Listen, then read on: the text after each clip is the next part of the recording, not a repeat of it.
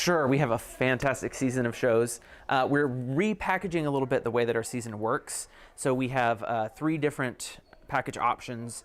One of them is going to include our main stage shows, which are our 5 more classic shows. And then we're adding something new this season that we're calling MLT After Dark. And that's our more adult-themed shows, maybe not bring the kids to. So our season of shows for next year, our first production is Agatha Christie's Murder on the Orient Express, which we're very excited about. And then our first After Dark show, which will happen right at Halloween, is going to be Carrie the Musical, based on the Stephen King story.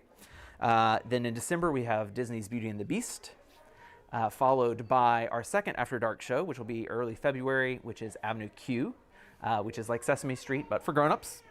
And that'll be followed by, we're featuring our guest director for the year. Jim Crisp is coming to direct the Neil Simon classic Lost in Yonkers, which we're very excited about. And then I'm coming back to direct the play in the spring, which is a new play called The Wolves. It's an amazing new script about a young women's soccer team and has a lot of heart and emotion for it, and we're really excited about that. And then we close off our season with the Mel Brooks hit Young Frankenstein. We definitely made the decision early on that we were going to try to add a lot of extra experiences for our audiences to get to see a lot of new things.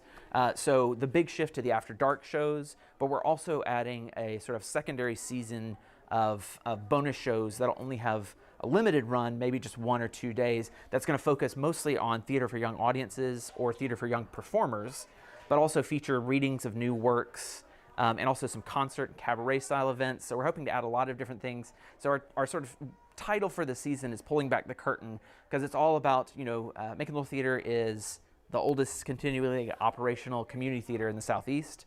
And community theater really can't happen without a community of people.